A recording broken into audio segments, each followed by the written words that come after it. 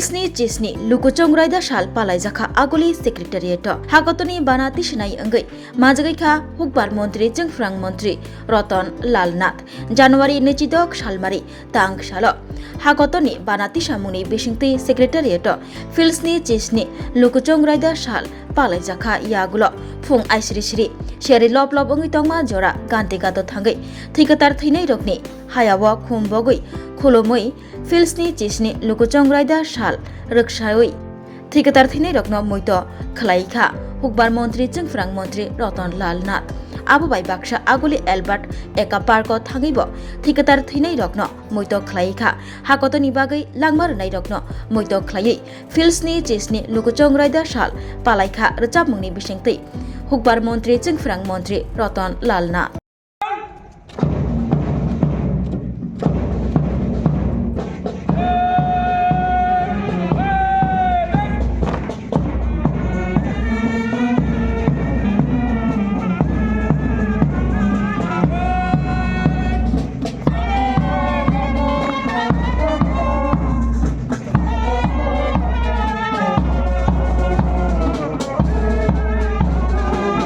আমি জানাচ্ছি সারা দেশের মানুষকে, সারা রাজ্যের মানুষকে 26শে জানুয়ারি সাধারণতন্ত্র দিবস।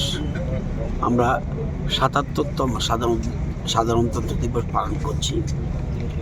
এই দিনটি আমাদের কাছে অত্যন্ত গুরুত্বপূর্ণ। যদিও ভারত স্বাধীন হয়েছে 15 আগস্ট, কিন্তু জনগণের সরকারের যে মূল জিনিস সাধারণতন্ত্র, যাকে আমরা প্রজাতন্ত্র বলি, এই দিনটিতে অর্থাৎ সকলের সমান অধিকার, এটাকে সামনে রেখেই সাধারণতন্ত্র দিবস আমরা পালন করছি। আজকে বিশ্বে আমরা ৪র্থতম অর্থনৈতিক শক্তি। আমরা প্রমাণ করে দিয়েছি যোগ্য নেতৃত্ব পেলে ভারত যে কোনো জায়গায় পৌঁছতে পারে, এটা আজকে প্রমাণিত সত্য। আমরা এখন বর্তমানে বিশেষ করে কি ডিপ্লোমেসি, কি পলিটিক্স, সব কিছুতে আমরা এখন সার্থক, কারণ আমরা যোগ্য নেতৃত্ব পেয়েছি। আমরা বর্তমানে রাইস প্রোডাকশানে সারা বিশ্বে নাম্বার 1, মিল্ক প্রোডাকশানে আমরা নাম্বার 1। আমাদের জিডিপি গ্রোথ দিন দিন বৃদ্ধি পাচ্ছে। যদি লাস্ট 10 ইয়ার্স দেখি, 8 to 10 ইয়ার্স, ওয়ার্ল্ডের যে গ্রোথ রেট 2 পয়েন্ট সামথিং, আমাদের ইন্ডিয়ার growth rate, GDP growth rate 6 point something, আমাদের ত্রিপুরার গ্রোথ রেট 10 পয়েন্ট সামথিং। তারপরে পৃথিবী, ভারত দ্রুত এগুচ্ছে এবং আমরা আশা করি, আজকে সকালবেলা একটা গান শুনেছিলাম, ভারত আবার জগৎসভায় শ্রেষ্ঠ আসন হবে। আমরা যত দিন এগুচ্ছে তত আমরা শ্রেষ্ঠ আসনের দিকে যাচ্ছি। আমরা আশা করি কিছুদিনের মধ্যে আমরা 3য় বৃহত্তম শক্তি হব এবং বিশেষ করে 2047-এর মধ্যে আমরা জগৎসভায় শ্রেষ্ঠ আসন হব। ত্রিপুরাবাসী, প্রিয় নাগরিক সমাজ, আজকে আমাদের ৭৭তম সাধারণতন্ত্র দিবসে আপনাদের সকলকে আন্তরিক শুভেচ্ছা ও অভিনন্দন জানাই। প্রকৃতপক্ষে সাধারণতন্ত্র হল এমন এক রাষ্ট্র ব্যবস্থা যেখানে জনগণ চরম ক্ষমতার অধিকারী।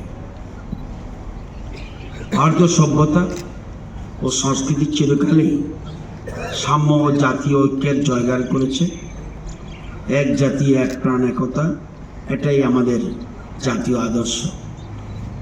বিগত 10-12 বছর ধরে আমাদের দেশের উন্নয়ন ও সমৃদ্ধির ধারাবাহিকতা সমগ্র বিশ্বে নন্দিত এবং বর্ধিত হয়ে আসছে। অতীতে ভীরু ভারত আজ বিশ্বগুরু হিসেবে চিহ্নিত হতে শুরু করেছে। বিগত 1 দশকেরও বেশি সময়কালে আমাদের দেশ দেখিয়ে দিয়েছে যোগ্য নেতৃত্ব থাকলে সকল রকম দুর্বলতা ও প্রতিবন্ধকতাকে অতিক্রম করে এগিয়ে যাওয়া সম্ভব। ভারত এখন বিশ্বের চতুর্থ বৃহত্তম অর্থনৈতিক দেশ হয়ে উঠেছে। বিশ্বব্যাংক তথা IMF এর মতে অচিরেই ভারত বিশ্বের তৃতীয় বৃহত্তম অর্থনীতি হতে চলছে। বৃহত্তম ইকোনমি হিসাবে প্রথম স্থানে আছে আমেরিকা, দ্বিতীয় চায়না, থার্ড জার্মান এবং তারপরে ভারতের স্থান। IMF এর তথ্যে দেখা গেছে যদি জিডিপি এবং পারচেজ পাওয়ার প্যারিটি মানে PPP দিয়ে অর্থনীতির আকার নির্ধারণ করা হয় তাহলে ভারত পৃথিবীর তৃতীয় বৃহত্তম অর্থনীতি। পারচেজিং পাওয়ার প্যারিটি হলো মোট ইকোনমির মার্কেট ভ্যালু, অর্থাৎ অন্য যে কোনো দেশের কাছে যে পরিমাণ কারেন্সি আছে এবং ভারতের কাছে যে পরিমাণ কারেন্সি আছে, এই দুটোকে দিয়ে যখন মার্কেট ভ্যালু অ্যানালাইজ করা হয় তখন দেখা যাবে ভারতের অর্থনীতি জার্মানের অর্থনীতির চাইতে বড়। ভারতের অর্থনীতির মূল চালিকা শক্তি হলো ইনফ্রাস্ট্রাকচার ডেভেলপমেন্ট, সার্ভিস সেক্টর। কিন্তু বর্তমান সরকার যে স্বদেশি মুভমেন্টের উপর কাজ করছে এবং ভোকাল ফর লোকাল পলিসি নিয়ে এগোচ্ছে, ভারত এতে করে ম্যানুফ্যাকচারিং ইন্ডাস্ট্রি প্রসার লাভ করবে। ভারতে টেকনোলজিতে ভারত অনেকটা এগিয়ে যাবে, রপ্তানি বাড়বে, কর্মের সংস্থান হবে, তাতে করে জিডিপি গ্রোথ বেড়ে যাবে, যার ফলস্বরূপ ভারতের অর্থনীতির যে $5.11 ট্রিলিয়ন যে লক্ষ্যমাত্রা স্থির করা হয়েছে সেটা 30-40-এর আগেই লাভ করতে পারবে।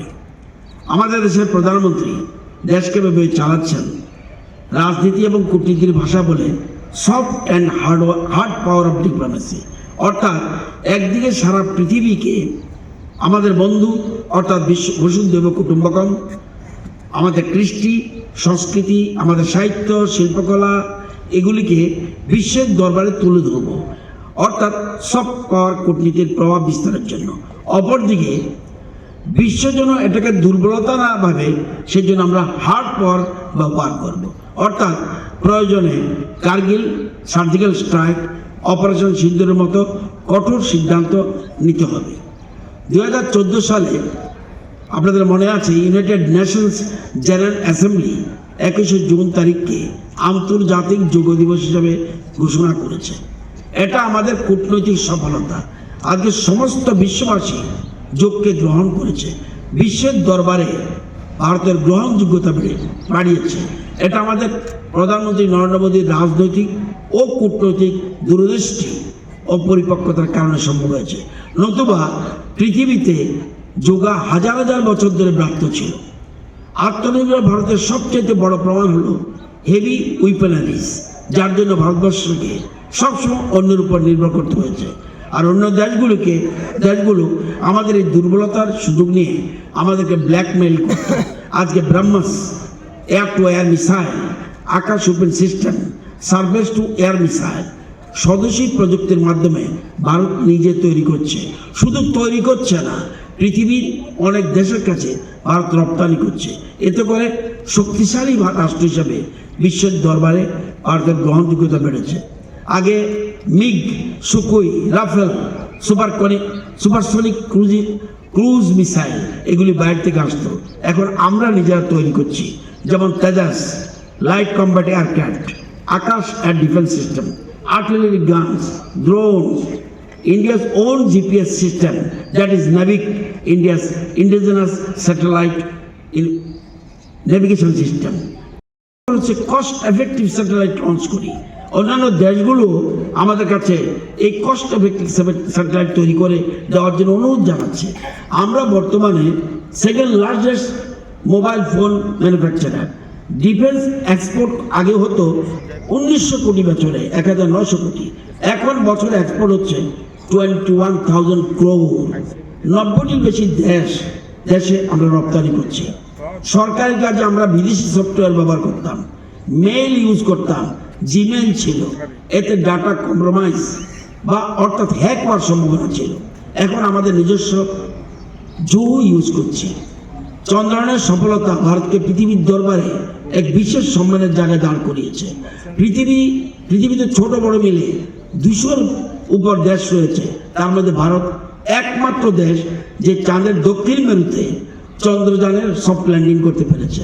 আজকে বন্দে ভারতের মতো অত্যাধুনিক সুবিধাযুক্ত ট্রেন ভারত নিজে তৈরি করছে এবং পৃথিবীকে চোখে আঙুল দিয়ে দেখিয়ে দিয়েছে আমরা কি করতে পারি। রিয়েল টাইম পেমেন্ট সিস্টেম যেমন ইউপিআইতে সারা পৃথিবীতে আমরা প্রথম স্থানে রয়েছি। সারা পৃথিবীতে ডিজিটাল লেনদেন যা হয় তার 49% ভারতে হয়, আর সারা পৃথিবীতে 51%। নতুন যা স্টার্ট আপ হচ্ছে ভারত সারা পৃথিবীতে তৃতীয়। ডিজিলকার, কোউইন, জেম এগুলো আমাদের নিজস্ব। পৃথিবীতে যত ভ্যাকসিন দরকার তার 60% ভারত সাপ্লাই করে। ভারতকে বলা হয় ফার্মেসি অফ দি ওয়ার্ল্ড। পৃথিবীতে মোদিজি এখন ভারতকে পৃথিবীর শস্য ভাণ্ডার করতে চাইছে। পৃথিবীতে সবচেয়ে বেশি দুধ উৎপাদন হয় ভারতে। চাল উৎপাদন আমরা সেকেন্ড ছিলাম, বর্তমানে আমরা পৃথিবীতে নাম্বার 1। 24-25-এ ইন্ডিয়া 150.18 মিলিয়ন টন চাল উৎপাদন করেছে। চায়না 1 নম্বর ছিল, চায়না উৎপাদন করেছে 145.28 মিলিয়ন টন। তার মানে আমরা এখন বর্তমানে নাম্বার 1।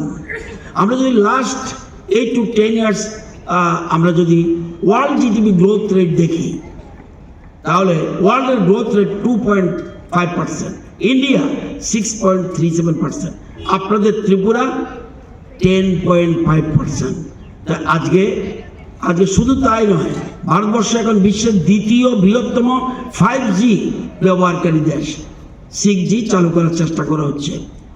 আর্টিফিশিয়াল ইন্টেলিজেন্স এবং ম্যানুফ্যাকচারিং ক্ষেত্রে বিশ্বের বহু দেশকে পিছনে ফেলে এগিয়ে চলছে ভারতবর্ষ। ভারতমালা প্রকল্পে গোটা দেশে সড়ক নির্মাণ এবং পরিবহন ব্যবস্থার উন্নয়ন অকল্পনীয় গতিতে। কৃষি ব্যবস্থা ও কৃষি নির্ভর জীবনের উন্নয়নে অবিরাম কাজ চলছে। ন্যাশনাল সোলার মিশন প্রকল্পে সৌরশক্তি এবং সৌরশক্তি নির্ভর প্রযুক্তিকে উন্নয়নমূলক কাজে ব্যাপকভাবে ব্যবহার করা হচ্ছে। স্মার্ট সিটি মিশনের অধীনে দেশের 100টি শহরকে সার্বিকভাবে উন্নততর এবং সমৃদ্ধতর করে তোলার কাজ চলছে। এর মধ্যে আমাদের রাজ্যের আগরতলা শহরও রয়েছে।